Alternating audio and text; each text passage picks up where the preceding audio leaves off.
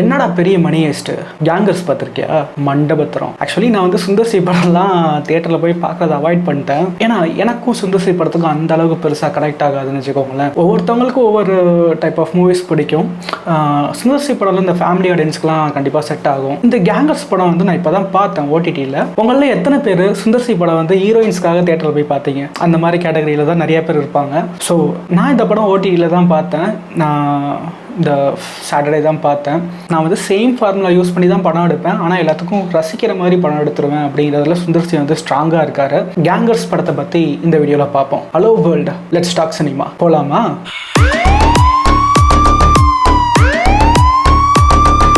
First படத்தோட கதையை பற்றி பேசுறதுக்கு முன்னாடி நான் சுந்தர் சியை பற்றி பேசியே ஆகணும். ஏன்னா 35 வருஷமா ஃபீல்டில் இருக்கிற ஒரு டேரக்டர். கமர்ஷியலாக அவர் படங்கள் எல்லாமே ஹிட்டு தான். அப்படி இருக்கிறப்ப அவருக்கான ஒரு அங்கீகாரம் வந்து இப்போ வரைக்குமே கிடைக்கல அப்படின்னு தான் சொல்லியே ஆகணும். ஏன்னா most underrated commercial family entertainer அப்படின்னு நம்ம சுந்தர் சியை தான் சொல்லி ஆகணும். அதுக்கு காரணம் வந்து அவர் படத்துக்கு யூஸ் பண்ணுற பட்ஜெட்டாக இருக்கலாம், இல்லை அவர் எடுக்கிற படங்கள் வந்து அந்த அளவுக்கு ரீச் ஆகலையானு தெரியல. அதே மாதிரி தான் கேங்ஸ்டர்ஸ்க்கும் ஆயிருக்கு.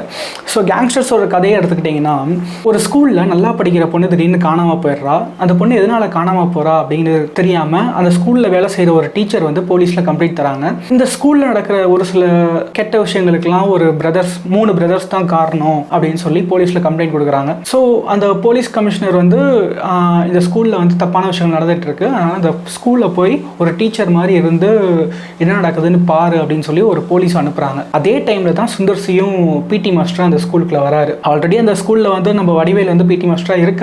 ஸோ அந்த சுந்தர் சி வடிவேல் காம்போ வந்து இங்கே தான் நம்மளுக்கு கனெக்ட் ஆகுது. உண்மையில நல்லா இருந்துச்சுன்னு தான் சொல்லணும். சுந்தர் சி அந்த ஸ்கூலில் நடக்கிற தப்பெல்லாம் தட்டி கேட்குறாரு. இதனால சுந்தர் சி அந்த ஸ்கூலில் நடக்கிறதெல்லாம் தட்டி கேட்குறாரு. கடைசியில் அந்த பொண்ணை கண்டுபிடிச்சாங்களா இல்லையா, ஸ்கூலில் நடக்கிற கெட்ட விஷயங்கள்லாம் சுந்தர் சி தடுக்கிறாரா இல்லையா அப்படிங்கிறது தான் இந்த கதை. அதான் நான் சொல்கிறேன்ல, கதைன்னு எடுத்துக்கிட்டா ஆக்சுவலி சுந்தர் சியோட சேம் ஃபார்முலா தான். ஒரு கமர்ஷியல் ஆஸ்பெக்டில் அவர் வந்து எப்படியெல்லாம் அவர் மற்ற படங்கள் எடுப்பாரோ அதே மாதிரி தான் இந்த படங்களையும் எடுத்திருக்காரு. ஃபர்ஸ்ட் ஹாஃப்லாம் சொல்ல போனால் என்னால் பார்க்கவே முடியல, அந்த மாதிரி தான் இருந்துச்சு. ஆனால் செகண்ட் ஹாஃப் வந்து உண்மையிலேயே செம என்டர்டைனிங்காக இருக்கும். படம் போகிறதே தெரியாது, அந்த மாதிரி போகும். 15 வருஷம் கழிச்சு சுந்தர் சியும் வடிவேலும் திரும்ப ஒன்று சேர்ந்துருக்காங்க. ஸோ நம்ம வடிவேலுக்கிட்ட என்ன எதிர்பார்ப்போம் அப்படிங்கிறத புரிஞ்ச ஆள் அப்படின்னா நம்ம சுந்தர் சி அப்படின்னு தான் சொல்லணும். ஏன்னா அவர் வச்சு எப்படிலாம் யூஸ் பண்ணலாம் அப்படிங்கிறத கரெக்டாக யூஸ் பண்ணியிருக்காரு. ஒரு கொஞ்சம் சீன்ஸ்லாம் கொஞ்சம் ஒரு மாதிரி தான் இருக்கும். ஆனால் போக போக நம்ம பழைய வடிவேலை நம்ம பார்க்க முடியும் இந்த படத்தில். அவர் போடுற கெட்டப்பாக இருக்கட்டும், பாடி லாங்குவேஜாக இருக்கட்டும், டைலாக் டெலிவரியாக இருக்கட்டும், எல்லாமே நம்ம பழைய ரெட்ரோ வடிவேலை நம்ம இந்த படத்தில் பார்க்கணும். சொல்லப்போனால் இது வந்து வடிவேலுக்கு ஒரு கம்பேக்னு கூட சொல்லலாம். சுந்தர் சி படங்களுக்குனே ஒரு சில பாணிகள் இருக்கும் தெரியுமா? ஃபேமிலி ஆடியன்ஸை கவர் பண்ணுற மாதிரி காமெடிகள், அப்புறம் சென்டிமெண்ட் சீனு, அதுக்கப்புறமேட்டு ஒரு குத்துப்பாட்டு, இது எல்லாமே இந்த படத்துலையுமே இருக்கு. கிளாமர்னு எடுத்துக்கிட்டீங்கன்னா ரொம்ப மூஞ்சி சுளிக்கிற மாதிரிலாம் இந்த படத்தில் இல்லை. ஸோ அதனால தைரியமாக போய் பார்க்கலாம். ஒரு ஐட்டம் சாங் இருக்கு, அது எப்போவுமே சுந்தர் சி படத்தினாலே ஒரு ஐட்டம் சாங் கண்டிப்பாக இருந்து தான் ஆகும், வேற வழி இல்லை. அப்புறம் சென்டிமெண்ட்டுக்காகவே ஒரு திருவிழாவில் ஒரு சாங் வச்ச மாதிரி இருந்துச்சு.